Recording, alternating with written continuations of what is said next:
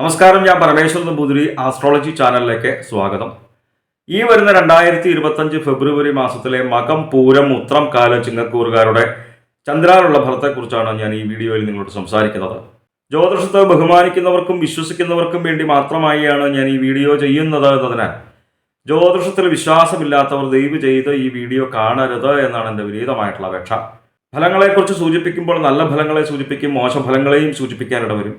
നല്ല ഫലങ്ങളെ മനസ്സിലാക്കി ജീവിതം വിജയം വരിച്ചു കഴിഞ്ഞാൽ വളരെ സന്തോഷം. അതേപോലെ തന്നെ മോശഫലങ്ങളെ മനസ്സിലാക്കി ആ മോശഫലത്തിൽ നിന്ന് ഒരാളെങ്കിലും രക്ഷ നേടിയാൽ അതിലേറെ സന്തോഷം. എന്തായാലും ചിങ്ങക്കൂറുകാർക്ക് ഈ വരുന്ന ഫെബ്രുവരി മാസത്തിൽ 12-ാം തീയതി വരെ 6-ലാണ് സൂര്യൻ നിൽക്കുന്നത്. 6-ൽ നിൽക്കുന്ന സൂര്യനെ കൊണ്ട് വളരെ നല്ല ഫലത്തെയാണ് സൂചിപ്പിക്കുന്നത്.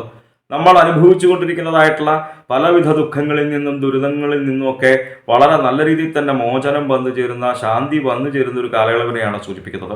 ശത്രുപരമായിട്ടുള്ള ഒരു ഉപദ്രവങ്ങളിൽ നമ്മളിലേക്ക് വന്നു ചേരാത്ത കാലയളവ്.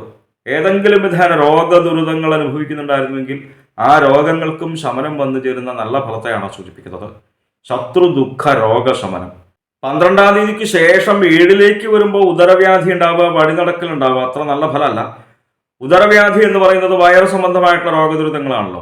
അപ്പോൾ ഒരു പരിധിവരെ ഈ വൈറസ് സംബന്ധമായിട്ടുള്ള രോഗദുരിതങ്ങൾ നമ്മളിലേക്ക് വന്നു ചേരുന്നത് തന്നെ നമ്മൾ കഴിക്കുന്ന ആഹാരത്തിലൂടെയാണല്ലോ ഒരു പരിധിവരെ എന്ന് മനസ്സിലാക്കി ശുദ്ധമായിട്ടും വൃത്തിയായിട്ടുള്ള ഭക്ഷണം ശ്രദ്ധിച്ച് കഴിക്കുവാനായിട്ട് ശ്രമിക്കുക. കുറച്ച് അലച്ചിലുണ്ടാവാനായിട്ടുള്ള ഒരു ഫലത്തെയും സൂചിപ്പിക്കുന്നുണ്ട് വഴി നടക്കൽ.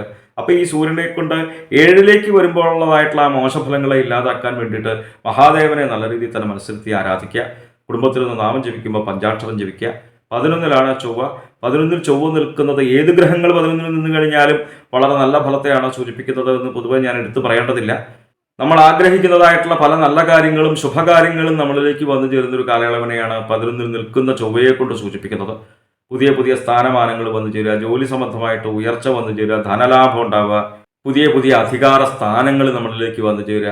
പ്രത്യേകിച്ച് മറ്റൊരു ഫലത്തെ സൂചിപ്പിക്കുന്നത് ഈ ഭൂമി സംബന്ധമായിട്ടുള്ള കാര്യങ്ങളും ചിന്തിക്കുന്നത് ചൊവ്വയെ കൊണ്ടാണ്. അപ്പൊ അതുകൊണ്ട് തന്നെ ഭൂമി സംബന്ധമായിട്ട് തർക്കങ്ങളും വ്യവഹാരങ്ങളൊക്കെ ഉണ്ടായിരുന്നുവെങ്കിൽ അതിനെല്ലാം ഒരു പരിധിവരെ പരിഹാരം വന്നു ചേരുന്ന ഒരു കാലയളവിനെയാണ് സൂചിപ്പിക്കുന്നത്. അതേപോലെ തന്നെ കൃഷി ചെയ്യുന്നവർക്ക് വളരെ നല്ല രീതിയിൽ തന്നെ ധനം വന്നു ചേരുക.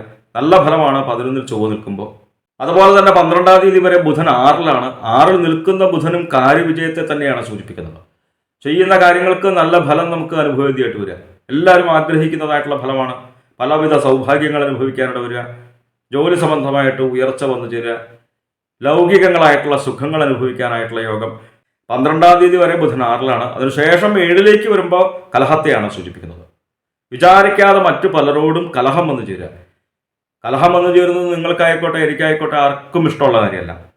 അപ്പോൾ ഒരു പരിധിവരെ കലഹം വന്നു ചേരുന്നത് നമ്മളുടെ വാക്കുകളിലൂടെയാണ് എന്ന് മനസ്സിലാക്കി വളരെ നല്ല വാക്കുകൾ സംസാരിക്കുവാനായിട്ട് ശ്രമിക്കുക. അനാവശ്യമായിട്ടുള്ള തർക്കങ്ങളിൽ ഏർപ്പെടാതിരിക്കുക.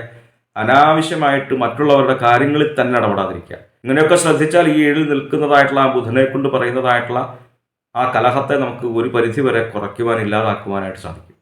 കർമ്മസ്ഥാനമായിട്ടുള്ള, അതായത് ജോലി സംബന്ധമായിട്ടുള്ള കാര്യങ്ങൾ ചിന്തിക്കുന്ന 10-ാം ഭാവത്തിലാണ് വ്യാഴസ്ഥിതി. കർമ്മ വൈകല്യം വന്നു ചേരുന്ന ഒരു ഫലത്തെയാണ് സൂചിപ്പിക്കുന്നത്. എത്രത്തോളം ആത്മാർത്ഥമായിട്ട് നമ്മൾ നമ്മളുടെ ജോലി ചെയ്തു കഴിഞ്ഞാൽ പോലും അതിനനുസരിച്ച് നമുക്ക് ധനം വന്നു ചേരാത്ത, നല്ല ഫലം ലഭിക്കാത്തൊരു കാലയളവിനെയാണ് സൂചിപ്പിക്കുന്നത്. അപ്പോൾ ഈ മോശഫലങ്ങളെ ഇല്ലാതാക്കാൻ വേണ്ടിയിട്ട് പ്രത്യേകിച്ച് ഗുരുവായൂരപ്പനെയാണ് മനസ്സിരുത്തി ആരാധിക്കേണ്ടത്. മഹാവിഷ്ണുവിനെ നല്ല രീതിയിൽ തന്നെ മനസ്സിരുത്തി പ്രാർത്ഥിക്കുക. എല്ലാവർക്കും എപ്പോഴും ഗുരുവായൂർക്ക് പോയി തൊഴാൻ പറ്റിയെന്ന് വരില്ല. അപ്പോൾ ജോലി സംബന്ധമായിട്ട് ഏതെങ്കിലും പ്രശ്നങ്ങൾ ചിങ്ങക്കൂറുകാർ അനുഭവിക്കുന്നുണ്ട് എന്നുണ്ടെങ്കിൽ അതിൽ മഹാവിഷ്ണുവിനെയാണ് മനസ്സിരുത്തി ആരാധിക്കേണ്ടത്. നമ്മളുടെ അടുത്തുള്ള മഹാവിഷ്ണു ചൈതന്യം നിറഞ്ഞതായിട്ടുള്ള ക്ഷേത്രങ്ങളിൽ ദർശനം ചെയ്യുക, യഥാശക്തി വഴിപാടുകൾ കഴിക്കുക. സാമ്പത്തിക സ്ഥിതി മോശമാണെന്നുണ്ടെങ്കിൽ ഒട്ടും പരിഭ്രമിക്കേണ്ട കാര്യമൊന്നുമില്ല. മനസ്സിരുത്തി ആരാധിച്ചാൽ, പ്രാർത്ഥിച്ചാൽ ആ മോശഫലങ്ങളെ അകറ്റി നല്ല ഫലങ്ങളെ ഗുരുവായൂരപ്പൻ നമുക്ക് പ്രദാനം ചെയ്യും എന്ന് മനസ്സിലാക്കാതെ വയ്യ. 8-ലാണ് ശുക്രൻ. 8-ൽ നിൽക്കുന്ന ശുക്രൻ വളരെ നല്ല ഫലത്തെയാണ് സൂചിപ്പിക്കുന്നത്. ഫലത്തെ പറയുമ്പോൾ ഗൃഹത്തിലേക്ക് വേണ്ടുന്ന ഉപകരണങ്ങൾ വാങ്ങുവാനായിട്ട് സാധിക്കുക, ഗൃഹാരംഭ പ്രവൃത്തികൾ ആരംഭിക്കുവാനായിട്ട് സാധിക്കുക. അങ്ങനെയാണ് ചന്ദ്രാനുള്ള ഫലത്തെ സൂചിപ്പിക്കുന്നത്. പക്ഷെ ചിന്തിക്കുമ്പോൾ പല ഗ്രഹങ്ങളും കുറച്ച് മോശസ്ഥാനത്താണല്ലോ ചന്ദ്രാല്. അപ്പോൾ ഈ നല്ല ഫലം നമുക്ക് എങ്ങനെ വന്നു ചേരും എന്ന് നമുക്ക് ജ്യോതിഷത്തെ വീക്ഷിക്കുന്ന ആർക്കും സംശയം തോന്നാം. നമ്മളുടെ ജാതകപ്രകാരം വളരെ നല്ല ദശയാണ്, ശുക്രനൊക്കെ വളരെ നല്ല സ്ഥാനത്താണെന്നുണ്ടെങ്കിൽ ഈ നല്ല ഫലത്തിനും ഫലപ്രാപ്തി വന്നു ചേരുമെന്നർത്ഥം. 7-ലാണ് ശനി. 7-ൽ നിൽക്കുന്ന ശനി ദുർജനങ്ങളായിട്ടുള്ള സംസർഗത്തെ സൂചിപ്പിക്കുന്നു. നമുക്ക് ചേരാത്തവരുമായിട്ട് കൂട്ടുകൂടുവാനായിട്ട് ഇടവരിക. നമുക്ക് ചേരാത്തവരുമായിട്ട് കൂട്ടുകൂടി കഴിഞ്ഞാൽ നിങ്ങൾക്കായിക്കോട്ടെ എനിക്കായിക്കോട്ടെ ആർക്കും നല്ല ഫലത്തെ ലഭിക്കില്ല. കുറച്ചു കാലമായിട്ട് തന്നെ 7-ലാണ് ശനി. ഈ ഫലത്തെ തന്നെയായിരിക്കും നിങ്ങൾ കുറച്ചു കാലമായിട്ട് തന്നെ കേട്ടിരിക്കുക. അതേപോലെ തന്നെ ദൂരദേശ യാത്ര ഉണ്ടാവാനായിട്ടുള്ള ഒരു ഫലത്തെയും സൂചിപ്പിക്കുന്നുണ്ട്. അലച്ചിലുണ്ടാവുക. ശനൈശ്വരായ നമാന്നുള്ള നാമം ജപിക്കുക. എന്തായാലും ചിങ്ങക്കൂറുകാരുടെ ഗ്രഹപ്പിടാദോഷ പരിഹാരങ്ങൾക്ക് വേണ്ടിയിട്ട് നമ്മൾ ചെയ്യുന്നതായിട്ടുള്ള നാമജപാദികളും ക്ഷേത്രദർശനാദികളും പുണ്യമായിട്ടുള്ള കർമ്മങ്ങളും തുടരുക. നമ്മൾ അറിയാതെ തന്നെ നമ്മളിലേക്ക് വന്നു ചേരുന്നതായിട്ടുള്ള ആ ദുഃഖങ്ങളെയും ദുരിതങ്ങളെയും നമ്മളുടെ നാമജപത്തിലൂടെ ഈശ്വര സേവയിലൂടെ പുണ്യമായിട്ടുള്ള കർമ്മങ്ങളിലൂടെ നമുക്ക് തന്നെ മറികടക്കുവാൻ കുറയ്ക്കുവാനായിട്ട് സാധിക്കുമെന്ന് മനസ്സിലാക്കുക. നാമസങ്കീർത്തനം യസ്യ സർവപാപത്ര നാശനം. എല്ലാ പാപങ്ങളെയും ഇല്ലാതാക്കുവാൻ, ദുരിതങ്ങളെയും ഇല്ലാതാക്കുവാൻ നാമജപത്തിന് അതിൻ്റേതായിട്ടുള്ള അസാധ്യമായിട്ടുള്ള ശക്തിയുണ്ടെന്ന് അർത്ഥം. ജ്യോതിഷ സംബന്ധമായ സംശയ നിവാരണങ്ങൾക്കായി നിങ്ങൾക്ക് എന്നെ 628 220 18 72 എന്ന നമ്പറിൽ വിളിക്കാം.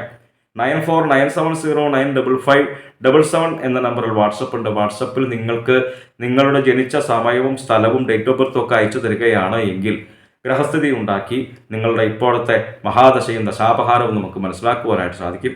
നേരിട്ട് കാണുവാനാണെന്നുണ്ടെങ്കിൽ ചോറ്റാനിക്കര ഭഗവതിയുടെ പടിഞ്ഞാറേ നടയിൽ ബൈപ്പാസിന് സമീപമുള്ള ജ്യോതിഷാലയത്തിൽ വരാവുന്നതാണ്. 628 220 18 72 എന്ന നമ്പറിൽ മാത്രം വിളിക്കുവാനായിട്ട് ശ്രമിക്കുക. നന്ദി, നമസ്കാരം.